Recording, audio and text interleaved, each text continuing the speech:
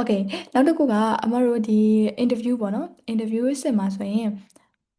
interview မှာလည်းစိတ်ဝင်စားပြီးတော့လာမေးကြမျိုးရှင် interview ကရောဘယ်လိုမျိုးလဲပေါ့နော်ဆိုတော့interview ကအမတို့ကဒီလူတွေမေးရမျိုးမဟုတ်ဘူးဆိုတော့သူနဲ့ကိုယ်နဲ့အပြန်အလှန်စကားပြောပြီးတော့ဖြေရတာမျိုးမဟုတ်ဘူးဆိုတော့အပြန်အလှန်စကားပြောရမှာအဲ concern share ဆိုရင်မှု share ကလေးတွေအတွက်ကကျတော့အဆင်ပြေရယ်ဘာလို့လဲဆိုရင်သူက video လေးပုတ်ကိုအမတို့ link လေးပေးလိုက်အောင်မယ်ကိုယ့်ကိုယ်ရိုက်ရတာကြိုက်တယ်လို့ရလို့ရအပြင်မှာလည်းရိုက်လို့ရအခန်းထဲမှာလည်းရိုက်လို့ရတယ်အဲ့ဒီ video လေးပုတ်ကိုအမတို့ link လေးပေးလိုက်အောင်မယ်ပေါ့နော်ဆိုတော့အမစင်သူတို့ပို့တဲ့ email ဒီတိုင်းပဲ okay April 7 2025မှာဒီ submission link ကနေပြီးတော့တင်ပေးပါ okay အဲ့ဒါပဲအဲ့တော့အမတို့လူမျိုးအပြင်မှာ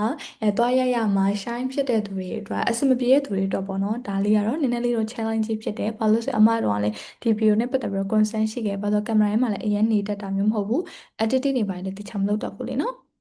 okay ဒါပေမဲ့လည်းတေချာလေးလုပ်ခဲ့ပါတယ်ပေါ့တသမယမှတ်သမယပေါ့နော်နောက်ကို interview မှာအမတို့မေးတာ၄ခုပဲပထမတစ်ခုကကျတော့ကိုယ့်အကြောင်းလေးကိုပြောပြရတာဘာဖြစ်လို့မင်းအကြောင်းပြောဘာလို့ငါတို့မင်းကိုရွေးတင်တာလဲဒါတစ်မိနစ်ပဲဒုတိယတစ်ခုကကျတော့ဒီ EYA ကကိုယ့်ရဲ့ personal နဲ့ professional development ကိုဘယ်လိုထောက်ကူပြုနိုင်လဲဆိုတာမျိုးကိုဝရှိရအားလဲတစ်မိနစ်ပဲတတိယတစ်ခုကကျတော့အမတို့ကဒီ voluntary activity တွေဒီ organizational experience တွေမှာဆိုကိုကလုံးဝဂုဏ်အများဆုံး achievement တစ်ခုကဘာလဲပေါ့နော်အဲ့ဒါကိုလည်းအမတို့10 minute ပဲရှင်းပြရတယ်ပြီးတော့ number 4မှာဆိုရင်တော့အမတို့ကဒီ volunteer activity တွေပြီးတော့ဒီ educational work နဲ့ organizational experience မှာကို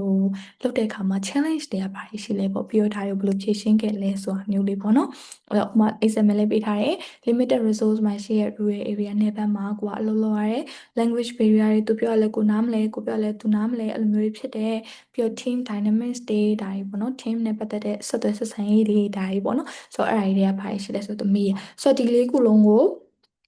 10 မိနစ်ပဲတိတိကျကျဖြည့်ပေးရတာ10 မိနစ်ဆိုတာလေကိုပြောဒီပြောနဲ့ပြည့်သွားဆိုတော့အမတို့က interview အတွက်ဆိုရင်အမကဒီ editing နေတေချာလုပ်တဲ့မှာလဲအချိန်ပေးရအဲ့ဆိုeffort ကကိုပြောမယ့်အကြောင်းအပေါ်မှာ site တဲ့ effort က80%လောက် site တယ် editing လုပ်တဲ့နေရာမှာ site တဲ့ effort 30%လောက်ပဲဆိုတော့ဒါတွေကိုမပြောခင်အမ script ချရေးရယ်ဘာလဲဆိုရင်10 မိနစ်ထဲမှာကိုပြောချင်တာကြီးပါမသွားမှာဆိုလို့ script ချရေးရယ်တေချာချရေးရယ်ပြီးတော့ဒီမှာပြီးတော့ဒီကိုကဒီဖွဲ့စည်းမှာလုပ်နေရဆိုလဲဒါအဲ့ဟာရဲ့ logo လေးထည့်ပေးလိုက်တာမျိုးကိုကစတင်နေဆိုလဲစတင်နေဆိုပုံလေးပြပေးလိုက်တာမျိုးပေါ့နော်ဆိုတော့အဲ့လိုမျိုးလေးတွေလည်းတေချာလေးထည့်ပေးရပုံလေးလည်းတေချာထည့်ပေးရပေါ့နော်ပြီးတော့ script တေချာရေးရယ်ပြီးတော့အဲ့အတိုင်းတေချာလေးပြောရဲအဲ့ဆို script ကြီးကိုကြည့်ပြီးတော့ပြောနေတဲ့ပုံစံမျိုးလည်းမဖြစ်အောင် natural ဖြစ်အောင်ပေါ့နော်အဲ့ script ကိုလည်းတေတေချာချာလေး practice လုပ်တယ်ခဏခဏ practice လုပ်တဲ့အခါမှာကျ natural ဖြစ်သွားပဲလေနော်ဆိုတော့ကိုလည်းကိုပြောမယ်ကိုကအလွတ်ကျက်ပြီးပြောရမျိုးမဟုတ်လေနော်ကိုကအကြောင်းအရာကိုပဲမှတ်မြင်ရကိုပြောလိုက်လို့ရတယ်ဆိုတော့လေနော် okay ဆိုတော့ဒီမှာဆိုရင်လည်းဒါလေးတခြားလေးဖြည့်ဖို့လိုတယ်ဒါကတော့အရင်ကြီးခတ်မယ်လို့မထင်ဘူးအဲ့ဆိုရင်ဒီ1 to 4ကိုဖြည့်ဖို့ idea ဘယ်ရမှာလဲပေါ့ idea ဘယ်ရမှာလဲဆိုကိုယ့်ဆရာပဲရမှာ idea လေဆိုတော့ကိုကဘယ်လိုလူမျိုးလဲဆိုတော့ကိုယ်အတီးဆုံးဘာလို့ရွေးခံရတဲ့လဲဆိုတော့ကိုယ်အတီးဆုံးဒါပေမဲ့အခြားသော idea တွေဘယ်ရနိုင်လဲဆိုရင်ဆုံးလာပြောတယ်အမ research လုပ်တာနေရနိုင်တယ်ဆိုတော့ application package လေးကိုတခြားဖတ်ဖို့လိုတယ် application package ဆိုတာကအမပြောသလို link ထဲမှာပေါ့နော်အမညီမလေးညီမလေးတို့ form ဖြည့်တဲ့အခါမှာအမဒီမှာတစ်ခါလေးပြပေးလိုက်မယ်အာဒီမှာမောင်လေးညီမလေးတို့ဒါ application form เนาะဒီမှာဆိုရင် application package application information package ဆိုတာရှိအဲ့ဒါကိုနှိပ်လိုက်တယ်ဆိုရင်ဒီမှာဒီထဲကိုရောက်သွားလိမ့်မယ်ဟုတ်ဆိုတော့အဲ့ထဲမှာဆိုရင်ဒီမှာအာ EYAA ဆိုတာဘာလဲ overview လေးကဘာလဲ objective ကဘာလဲပြီးတော့ဒီမှာ program benefits တွေကဘာတွေရှိမလဲ funding ကဘာတွေရှိမလဲပြီးတော့ eligibility ကဘာတွေဘယ်လိုမျိုးတွေက eligibility ရှောက်လို့ရလဲပြီးတော့ possible social project တွေကဘာတွေလဲဟုတ်ပြီနော်ကိုလုံးနိုင်တဲ့social project တွေကဘာတွေလဲနောက်တစ်ခုကကျတော့ဒီ submission requirements တွေကဘာတွေလဲဒါတွေအကုန်လုံးဖတ်ကြည့်လို့ရတယ်ဒါတွေဖတ်ကြည့်တဲ့အခါမှာလေ EYA ဆိုတာဘာလဲ Ascent Foundation ကဘယ်လိုဖွဲ့စည်းမျိုးလဲအမေဘက်ကရောဘယ်လိုဖွဲ့စည်းမျိုးလဲဒါတွေကိုအများကြီးမြင်လာနိုင်တယ်ပေါ့နော်သူတို့ရဲ့ values တွေသူတို့သွားတဲ့ flow တွေဆိုတော့အဲ့လိုမြင်လာတဲ့အခါမှာကိုယ်မှာ idea တွေပိုပြီးရလာလိမ့်မယ်ဆိုတော့ပြောလို့ personal နဲ့ professional development အတွက်ဘာတွေဖြစ်လာမှာလဲဆို okay ဒီတိုင်းပဲကိုလိုချင်တဲ့ personal နဲ့ professional development တွေပြောနေရမျိုးထက်သူတို့ဖွဲ့စည်းကိုတေချာသိရဆိုသူတို့ဖွဲ့စည်းကဘာပေးနိုင်လဲဆိုတာလည်းကိုတေချာသိမယ် တေချာတဲ့အခါမှာတေချာပြောနိုင်တယ်အဲ့ဆိုကိုပြောနိုင်တဲ့ဟာသူတို့ပေးနိုင်တဲ့ဟာနဲ့လည်းကိုက်နေလိမ့်မယ်အဲ့လိုဆိုရင်အမတို့ကကိုက်ညီမှုရှိတယ်ပေါ့ဆိုတော့အခုခေတ်အဖွဲ့အမအနေနဲ့ဆိုရင်ဒီ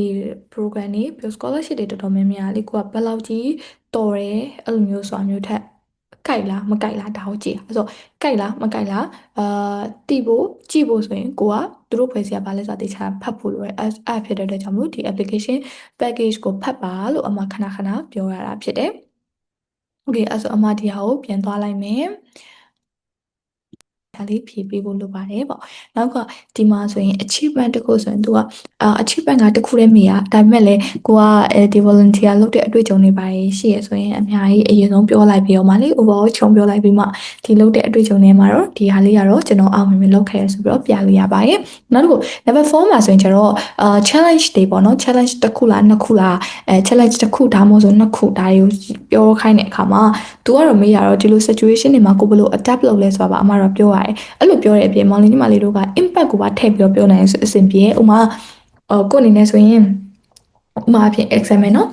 okay ဆိုတော့ exam အနေနဲ့ဆိုရင်အမတို့ကcommunity ရဲ့ participation ကကိုက project တစ်ခုသွားလုပ်တယ်ဥပမာကိုကနယ်မျိုးမှာအင်္ဂလိပ်စာလေးသွားသင်ပေးရဒါပေမဲ့မိဘတွေကကျတော့ကိုတွေကဒီသင်ပေးရတော့မှကိုပေါ်မှာယုံကြည်မှုမရှိတဲ့အခါမှာလာအချင်တာမျိုးကလေးကိုလာမထားချင်တာမျိုးအဲ့လိုမျိုးရှိလာနိုင်တယ်ပေါ့နော်ကိုကလုံးဝဒီလုံးဝ free သင်ပေးနေအောင်မလေးနော်ဆိုတော့အဲ့လိုမျိုး participation တိတ်မရှိဘူးဒါမှမဟုတ်ဆိုလဲကိုကကျောင်းမှာ mobile library လေးဖွင့်ချင်တယ်အမတို့ကဆိုရင် mobile library လုပ်ချင်တာအမတို့က2018လောက်တော့ mobile library လုပ်ချင်တာဒါပေမဲ့ mobile library ကိုလာဖတ်ခိုင်းမမိပါမရှိနေဘူးအဲ့နေရာမှာလေနော်ဆိုတော့ဆိုရင်သူတို့ရဲ့ participation လည်းအရေးကြီးတယ်အဲ့အချိန်မှာသူတို့နဲ့တေချာစကားပြောရတယ်ကျောင်းဆရာမကြီးနဲ့တေချာစကားပြောတယ်စကားပြောပြီးဆိုအမတို့ကျောင်းနေမှာဆိုရင်သူတို့အားတဲ့အချိန်မှာအမတို့စောက်တွေသွားပေးရပါတော့အမကျောင်းဆရာမကြီးကခွင့်ပြုထားတယ်လေကျောင်းဆရာမကြီးဆရာခွင့်ပြုချက်ကိုလည်းယူတယ်ဆရာမကြီးခွင့်ပြုချက်ကိုလည်းယူတယ်ဆရာမကြီးကျမတို့တော့ဒီနေ့ဒီညနေပေါ့နော်2နာရီလောက်မှာကလေးတို့စောင်းလေးဖတ်ခိုင်းနေလို့ပါဆိုဆရာမရရတယ် okay okay အဲ့ဆိုသူတို့ရဲ့ participation အမတို့ရလိုက်နော်ရလိုက်ဆိုကျောင်းကိုသွားရဲစောင်းလေးတွေဝေပေးရဲပြီးတော့အဲ့စောင်းတွေကဘယ်ရလဲဆိုရင်အမတို့မျိုးက library ကနေရအဲ့ဆိုအမတို့ဒီ participation လို့တာကျောင်းဆရာမကြီးအတန်းပိုင်းဆရာမပြီးတော့ကျောင်းဒီအမတို့မျိုးနဲ့ library ပို့မှုပေါ့နော်စာကြိုက်မှုပေါ့အဲ့လိုမျိုး participation community ရဲ့ participation ရလာတဲ့အခါမှာ okay so ကိုကဒါတွေကို adapt လုပ်တယ်သူတို့နဲ့တည်တည်ချာချာကောက်ကောက်မွန်မွန်စကားပြောပြီး adapt လုပ်တယ်အဲဆိုရင် challenge က community participation adapt လုပ်ခဲ့တာကောက်ကောက်မွန်စကားပြောတယ်စာအုပ်လေးတွေပြတယ် okay ကလေးတွေကိုအဲ့ချိန်မှလည်းတေချာလေးဖတ်ခိုင်းတယ်တေချာလေးလမ်းညွှန်တဲ့အခါမှာပို့ပြီးတော့သူတို့ယုံကြည်မှုတွေတိုးလာအဲဆိုရင်impact လေးပါပြနိုင်ပို့ပြီးတော့အဆင်ပြေအဲဆိုရင် okay ဒီလိုမျိုး challenge ရှိအောင်ဒီလို adapt လုပ်ရတဲ့ကြောင့်ဘယ်လို impact ရှိလာလဲအဲဆိုရင်ကလေး10ယောက်လောက်ကစာလာဖတ်တာလားဒါမှမဟုတ်ဆိုအတန်းဘယ်နှစ်တန်းမှာဥမာ grade 1 grade 2 grade 3မှာစောက်တွေသွားပြီးတော့ပို့နိုင်ခဲ့ရလားဒီလိုမျိုး impact လေးပါပြနိုင်နေဆိုရင်အဆင်ပြေပါလိမ့်မယ်ပေါ့ဒီလို challenge တွေဒီလို adapt လုပ်ခဲ့ရတဲ့နောက်ဆုံးမှဒီလို impact လေးပေါ့နော်ဆိုတော့အဲ့ဒါလေအမပြောသလိုပဲတယောက်နဲ့တယောက် approach လုပ်တဲ့ပုံစံမတူကိုထည့်ချင်တာလေးတော့ထည့်လို့ရမယ်ပေါ့နော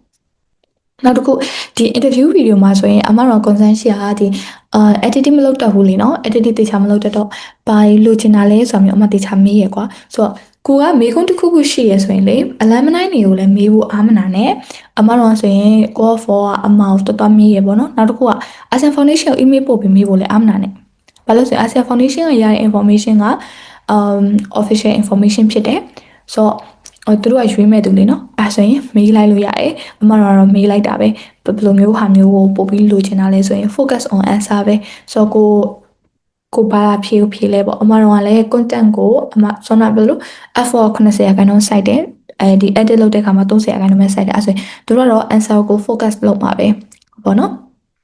်ချာ feature တွေတက်ဆိုင်ဒါပေမဲ့လည်းကိုယ့်ရဲ့ video လုံးဝ creative ဖြစ်ချင်တယ်ဆိုရင်လည်းလုပ်လို့ရတယ်ပေါ့နော်အဲ့တော့အမ record လုပ်တဲ့၄ခုမှာဆိုရင်ပထမဆုံး video ပဲအပြင်မှာ record လုပ်တာဒုတိယနဲ့တတိယ stroke ထ video ကိုအမခဏမှာအမရိုက်လိုက်တာပေါ့နော်ဆိုတော့အပြင်မှာရိုက်ခွာလဲအဆင်မပြေဘူးလို့ခံစားလို့လေနော်ဆိုတော့ပြီးတော့ Canva ကိုသုံးတယ် Canva ကိုကျတော့သူက10 minute ပဲလို့ပြောတော့လေအမရဲ့ video ကအရင်တခါတည်းစကားပြောတာနှီးသွားတဲ့အခါမှာဆိုရင် speed ကိုတိုးလိုက်တာမျိုးပေါ့နော်မြန်လိုက်တာမျိုးအဲ့လိုမျိုးကြီးလုပ်ချင်လို့ Canva ကိုသုံးတယ်ပြီးအမ set title တွေထည့်တယ်ပြီးပုံတွေထည့်တယ်ဒီ10 minute video ကြီးမှာအမမျက်နှာကြီးပဲပြထားတာလေဥမာကျမတို့ဒီလိုမျိုးစာတင်ပေးခဲ့ဆိုအဲ့ပုံလေးကိုပြလိုက်တာမျိုးပေါ့နော်အဲ့ဒါဆို Canva ကိုကျွမ်းကျွမ်းတင်တင်သုံးတတ်တယ်ဆိုတော့အဲ့ဒါရလောက်တက်လိမ့်မယ်ဒါပေမဲ့အမလိုမျိုးအခြေခံလောက်ပဲသုံးတတ်တယ်ဆိုတော့ဒါရလုပ်လို့ရတယ် video အရင်ဆုံး upload လုပ်ပြီးတော့အဲ့ video ပုံလေးနဲ့ cover လုပ်လိုက်တာပေါ့နော်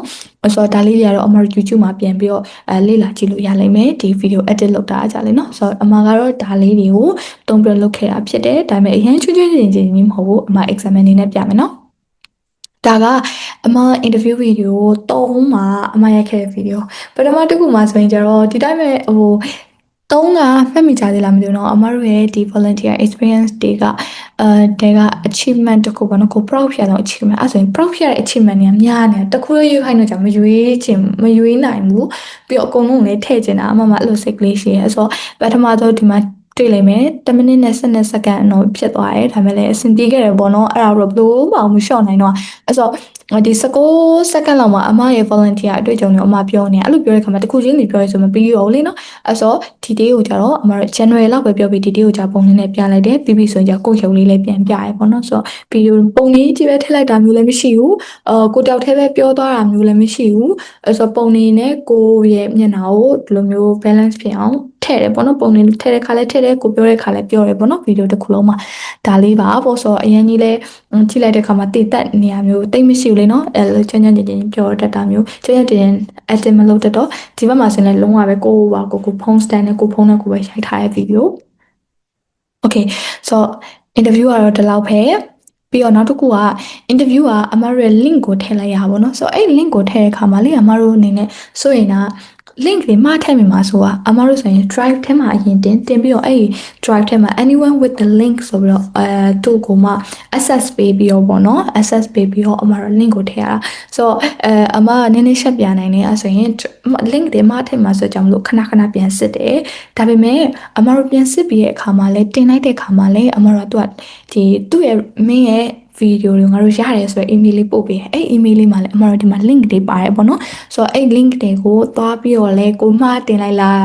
မှန်တာတင်လိုက်လားဆိုတော့ကိုယ့်ရဲ့အခြား Gmail ကောင်းတယ်လဲသွားပြီးတော့စစ်ဆေးလို့ရတယ် okay မှားတင်မိရမလားမှားတင်မိရဆိုလဲအမတို့ဘာမှမဖြစ်ဘူးဆိုတော့ကိုကASEAN Foundation ဘက်ကကိုဒုတိယအကြိမ်တင်ဖို့အခွင့်အရေးပေးရပေါ့နော်အမမှားသွားလို့ပါလို့ပြောရဆိုရင်ဘာမှမဖြစ်ဘူးသူကASEAN Foundation လုံးဝလူငယ်ဆန်တဲ့အဖွဲ့အစည်းဖြစ်တယ်အဲ့ဆိုအမတို့လက်ခံပေးရပေါ့နော်မှားသွားရဆိုရင်တော့မှအဲ့ဒါဆိုရင်သူကပထမတစ်ခုဟာကိုအတီမယူလိုက်ဖ ೇನೆ ဒုတိယတစ်ခုဟာအတီယူပါပေါ့နော်အဲ့ဆိုအရင်ကြီးလဲ concern မဖြစ်ပါနဲ့ပေါ့အမလိုမျိုးမှားထင်မိမှာဆိုရင်လည်းဆိုရင်လေနော် okay interview တော့ဒီလောက်ပဲပြီးပြီဆိုရင်သူတို့ကဆက်လက်ရွေးခံရဆို email ပို့လိုက်မယ်email ပို့တော့လည်းခင်ရက်ကသူကလေတူမပို့ဘူးဆိုအမတို့ဒီ EY ကဒီကျောင်းဆရာ page ကဒီ channel အောင်လုံးရွေးခံရလေနော်အမရဲ့ဒီ channel နာရဲ့ဆိုတော့ဒီ channel နာကအရင်ရရဲ့အမကတနားရီလောက်ကြာမှ email ရတာပေါ့နော်ဆိုတော့အဲ့လိုမျိုးကြီးလည်းဖြစ်တတ်ပါတယ်တူပို့တာမဟုတ်ဘူးပေါ့နော်အဲ့အချိန်မှာသူမြင်ရနေပြီကိုမရအောင်ဆိုရင်အမ anxiety တဲ့အရင်တက်လာရောလေနော်ဒါပေမဲ့လည်းတူပို့တာမဟုတ်ပါဘူးလို့ပြီးတော့အမတို့က EY က regional project regional workshop လည်းရှိရဲပြီးတော့ online တွေလည်းရှိရဲအဲ့ဒါဆိုရင်အဲ့ဒါမှတေချာလုပ်တယ်ဆိုရင်ဘာရောကိုတို့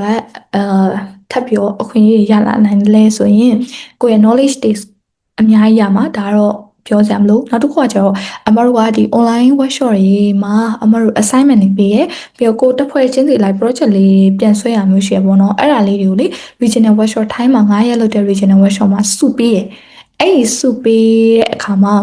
ပျော်ဖို့ကောင်းတယ်လေနော်အမဆိုရင် assignment လုပ်တာတော့လည်းစုရတယ်အမရဲ့ project ကလည်းဒီ project cycle မှာဒုတိယရရပေါ့နော်ဆိုတော့အဲ့လိုဆိုလေးပေးရအဲအကြောင်းလို့တေချာလေးတက်ကြအောင်ပေါ့ online training လေးဆိုလဲနောက်တစ်ခုကအမတို့ကဒီ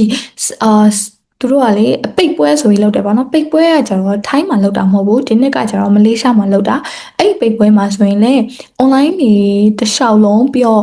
့ကို project သွားလုပ်ရတဲ့နေရာမှာတေချာလေးလုပ်တဲ့သူတွေကို ASEAN Foundation နဲ့ CSO ကအမှတ်ပေးပြီးတော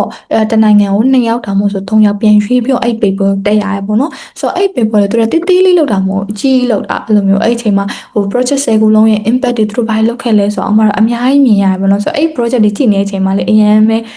စိတ်လှုပ်ရှားဖို့ကောင်းတယ်ဘာလို့ဆိုတော့တခါလေးမှအဲ့လိုပဲတင်မလားအရင်လည်း motivated ဖြစ်တယ်ဆိုတော့လေဆိုတော့အဲ့ closing ceremony တွေကိုလည်းတကယ်ကို online နဲ့ in person project site တွေမှာworkshop တွေမှာတေချာလုပ်ခဲ့တဲ့သူတို့အမှတ်တေချာပေးပြီးတော့သူတို့ကပြန်ရွေးပြီးတက်ခိုင်းတာမျိုးရှိရဲအဲ့ဆိုကိုကတေချာလေး effort စိုက်တယ်ဆိုရင်ကိုတို့ဘာမှအချိုးမရဘူးပေါ့နော်ဒီလိုမျိုးလေးရှိလာနိုင်တယ်ပြီးတော့နောက်တစ်ခုကမလေးညီမလေးတို့က AYA Core 6မှာပါတယ်ဆိုရင်အမတို့ Core 7ဆိုတာရှိလာမှာပဲလေနော်ဆိုတော့အဲ့ဒီ Core 6ကသူတွေတဲကတယောက် ဒီမှာဆိုရင် closing ceremony က2ယောက်3ယောက်เนาะဆိုတော့ဒီ mentor ကကျတော့ core 6ကသူတွေကမြန်မာဆိုရင်10ယောက်ထဲက1ယောက်ကိုပြန်ရွေးပြီးတော့ core 7မှာ regional workshop မှာ ထိုင်းမှာဆိုရင်ကိုကပြန်ပြီး mentor လုပ်လို့ရတယ်အဲ့ဒီအချိန်မှာလည်းကို volunteer မဟုတ်တော့ mentor လုပ်တာပေါ့နော်အမတို့ဆိုရင်လည်းအမတို့ core 5တုန်းကထိုင်း regional workshop မှာဆို core 4အမတို့ကအမတို့mentor အနေနဲ့ပြန်ပါလာတာမျိုးရှိရပေါ့နော်အဲ့ဆိုဒီလိုမျိုးအခွင့်အရေးတွေကလည်းအများကြီးထပ်ရှိလာနိုင်တယ်နောက်တစ်ခုဒီထဲမှာမထည့်ထားတာတစ်ခုကလေကိုက volunteer အနေနဲ့လုပ်တယ်ဒါပေမဲ့နောက်ထပ် UIA က volunteer ရော CSO တွေရောသူကရွေးရမလားအဲ့ဆိုနောက်တစ်ခါကျတော့ကိုက volunteer အနေနဲ့မဟုတ်ဘဲနဲ့ CSO အနေနဲ့ရှောက်တယ်ဆိုရင်လေသူတို့ alumni နေတဲ့ကအဲ့လိုပြန်လျှောက်တယ်ဆိုသူတို့ကအရန်သဘောကျတယ်လို့ပြောရပေါ့နော်ဆိုတော့အဲ့ဆိုရင်ကိုမတကယ်ကို project တွေလုပ်နေနိုင်ပြီ project idea တွေလည်းရှိရဲhuman resource တွေလည်းတိကျရှိရဆိုရင်ကိုက CSO အနေနဲ့လည်းပြန်လျှောက်လို့ရတယ်ပေါ့နော်ဒါပေမဲ့မြန်မာကတော့ project site အနေနဲ့အမအနေနဲ့မတွေ့ဘူးသေးဘူးပေါ့နော်